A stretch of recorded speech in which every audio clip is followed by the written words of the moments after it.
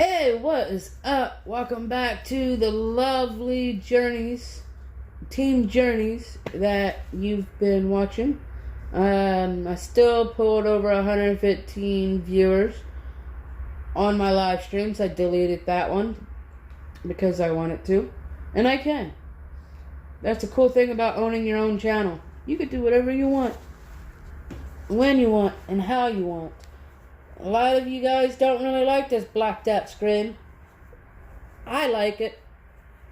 For now. It sucks, but hell, what can you do? I'm getting over this cold. I don't know what who I came across that got me sick, but that's alright. I'm getting over it. It sucks having the flu or the cold or the sickness. It sucks. So on the live stream, we was talking about trucking and lot lizards. You get those a lot. Now, there are areas that aren't very infested with lot lizards. I've heard of stories where there are lot lizards turning into truck drivers, which is kind of odd. Why would you go to that extent to become a truck driver just so you can get laid?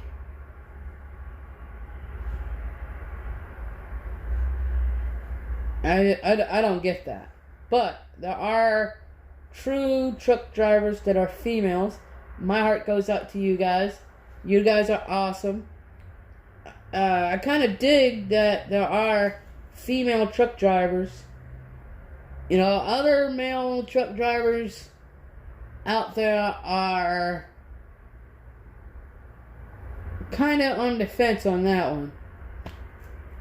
I ain't got no sense of saying because that's not my realm. But as an outsider of the trucking community, I kind of dig that there is a variety now of female truck drivers. I kind of dig it. That's pretty cool. Now, I've heard that they've been for some time, but they're just starting to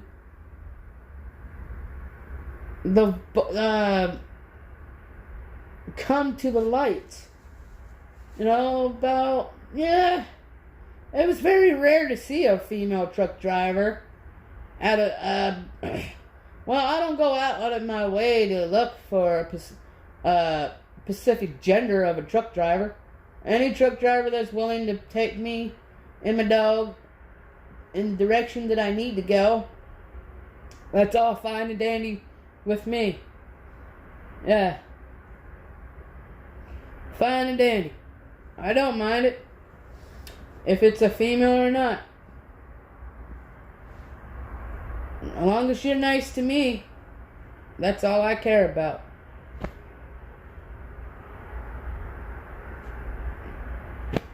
Yep. Have I ever been picked up by a female truck driver? Yes. Has there been any fillies within that ride? No. Because I don't get picked up in search of being intimate with a female truck driver. My goals are just to get to one place to another and make friendship out of it. If it happens, it happens, but I don't go out of my way to look for the nasties, because that is not the goal of hitchhiking with a female truck driver. That is not the goal. And now, there probably will be certain people that will try to twist my words, but if my words are twisted, come back to this channel and you get to see the real side of the conversation, because there are people out there that will try to make me seem like a pervert, but I'm not. Every time I get a ride, I try to figure out what is their motive of picking me up, because not everybody wants to pick up a hitchhiker in the good terms. I've never got picked up by a semi-driver that wanted to do harm. Their vibes might put it out that way, but their intentions are always good. I've had truck drivers say, "Hey man, I can't give you a ride, here's 50. When I was in Hagerstown, Maryland, there's a pilot out there, or a flying jet. Yeah, I think it's a pilot. It's one of those two. Could be a Love's pilot. I don't know. I was looking for a ride. Truck driver says, I can't give you a ride, but here's $100. I looked at him. I'm like, thank you. Thank you. Why, I almost said officer. Thank you, truck driver. Thank you, sir. That'll help me get a hotel for the night. Thank you. And I did. I got a hotel, washed up. I've had truckers take me to their house, let me sleep on their second bunk, or on the floor mat where their stick shift is, or in their seats. It didn't matter. Now, I was in Kentucky, in Owensville, somewhere between Kentucky and Indiana. Somewhere around there. I had a hammock, and I was trying to look for somewhere to sleep. And I got to talking to some really old school truck drivers. Those two said, if you have a hammock, you can tie up. They had a flatbed, and I tied my hammock between two of the flatbedders. And me and the dog, I had Chaplin at the time. We slept perfect. Slept like little babies in a tree. I don't know. I wouldn't know why babies be in a tree, but I was trying to say, like, maybe like caterpillars in their catacomb, whatever the fuck they call it. Cocoon. I've had one bad experience, and I realized what that driver was trying to do. It took me a minute to figure it out, because I was never really around that activity. And I decided, like, at the last minute that I got to figuring it out. And I said, "Sorry, sir, I can always catch another ride." "Are you sure? I'm your only opportunity right now." "No, I'm good." So I've learned not to say the word anything. I'll do anything for a ride. I've learned that. Not to do that. Not to say that phrase. Saying that phrase can get a wild idea in some people's head. So, when you're out there hitchhiking, I don't encourage it, but if you're out there, don't say catchwords like, "I'll do anything for a ride." Because, like I said, someone could have a wild idea in their head. You don't want that. I've been all over. I've been to California. Been to Wyoming, all the way down to Florida, all the way up to New Jersey. Oh yeah, one time, this is when my dog, Chaplin, wasn't a certified emotional support animal.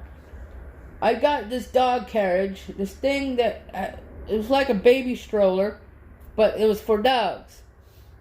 I hid my dog in it. I had a heavy blanket. Got into a Greyhound. I put Chaplin in the freaking stowaway, like in the carriage, like under the bus. She did so well, but halfway to Wildwood, New Jersey, she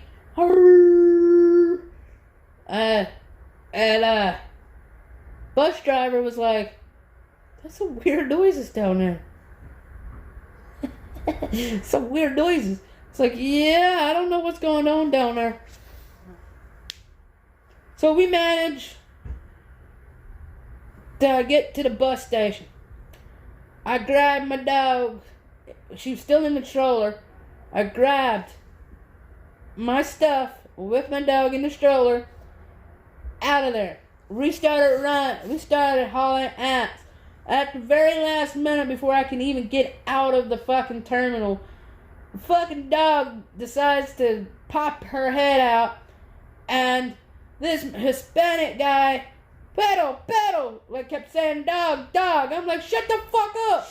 And I did forget I had a buddy of mine named Mike, and I know a lot of fucking Mikes, okay? Don't hound me on that one. But one of my friend Mike started busting out fucking laughing. And I'm like, dude, this is not funny. I can go to jail for it. So I end up ditching the stroller and kept walking. Boy, I tell you what, that was the funniest day of my life. Could have gotten in trouble. Could have got arrested for having a dog underneath the carriage. Godly, that was the moment highlight of the dumbest thing I ever done. Yeah, that was the dumbest thing that I've ever done. I done way dumber, but that one tops the charts. Yeah, I never do that shit again. Yeah, that was a talk for a little while. This is before I started doing YouTube full on, like what I'm doing today. You know, like, I didn't really do YouTube like that back then. Now, some of the shit I've done off camera back then, you would have been like, holy shit. This is not the same Jose from back then to now. Like, what the fuck happened? Yeah. Now, I had to delete a whole bunch of shit back in my primal days of YouTubes. I had to, because I had a job. And I didn't want to get fired because I was 10 times worse. Or should I say 10 times better than this? Yeah. Yeah, I was 10 times better than this. I miss my old self. I could bring back the old self, but I need to get money first. Because back then I had 0 filters. I could give 2 shits about it. Yeah, but I guess as we grow, we mature. We mature into better human beings. And sometimes some people just don't mature into better human beings. They just stick in the same category, and they wonder why the same shit happens to them different day. All day, every day, different. Same shit. So I guess it's one of those things that once it starts affecting you, you decide that, hey, gotta change for the better. Gotta change and figure out how to regroup. Gotta learn how to regroup sometimes, I guess. I don't mind changing. I don't mind changing for the better. I'd rather have a safe community. I'd rather have a community that people can come here, talk to each other, have fun, and not worry about what is going to be said or how they're going to say it in a certain ways. You know? A lot of people rather have a fulfilled drama and rather be part of the negativity. Yeah, negativity is fun once in a while, but when you continuously talk about that stuff, it just drains you emotionally and physically. And like, nobody has time to waste. Nobody does. Why would you go and cause drama knowing that it's not beneficial for both of you guys? It's not really beneficial at all. Just to waste people's lives and time and effort. To me, it isn't.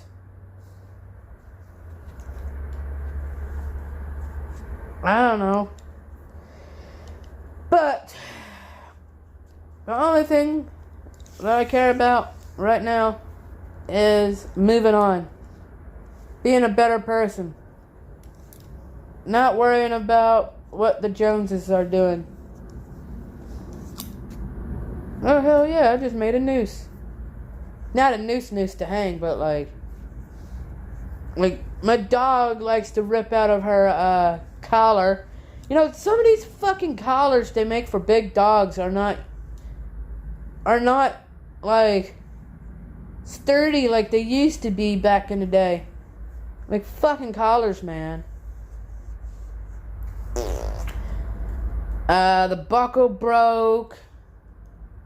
Yeah, that's where it mainly breaks. Where you clip the buckle in. Normally, I don't like buckles, as they call, what is it? Quick release. But with this dog, she needs a quick release because she likes to tangle herself up.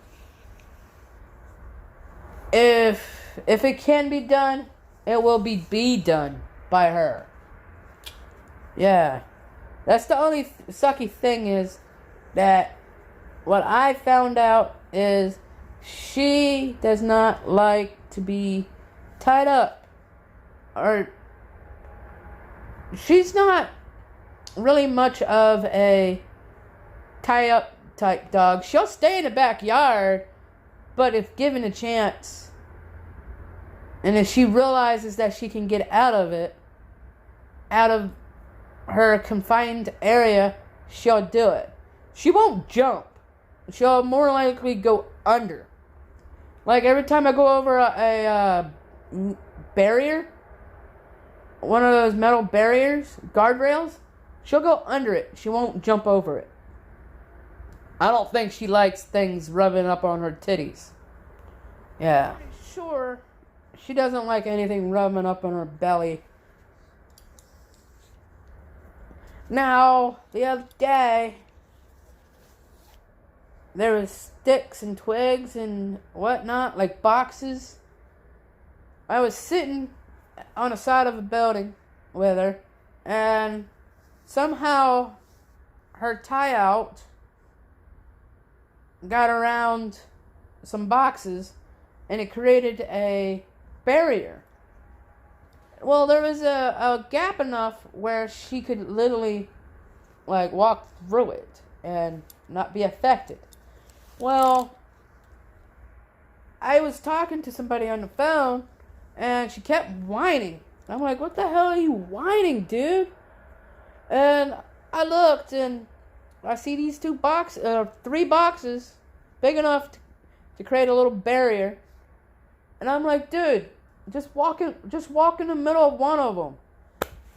My dog looks at the box, looks at me.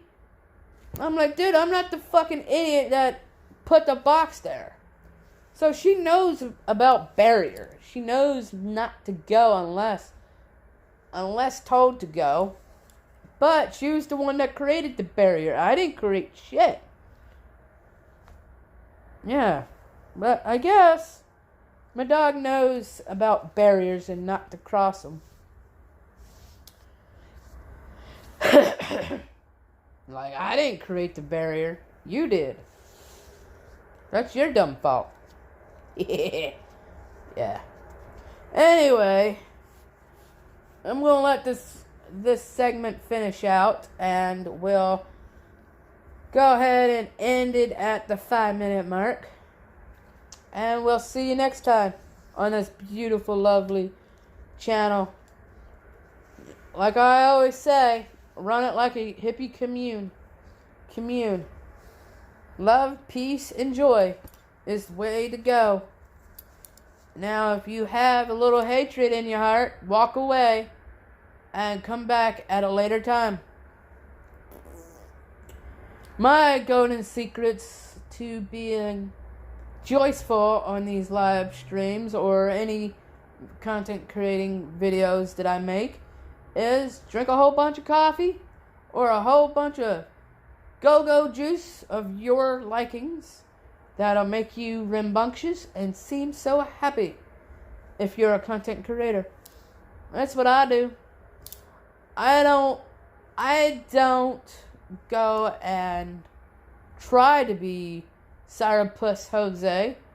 Now, if you're not into caffeine beverages, listen to music that makes you rejoiceful before you go live. Now, if you feel like you're about to go into a rant situation while you're live, end it there. End it. Like how I'm doing right now I'm at the 3-minute mark.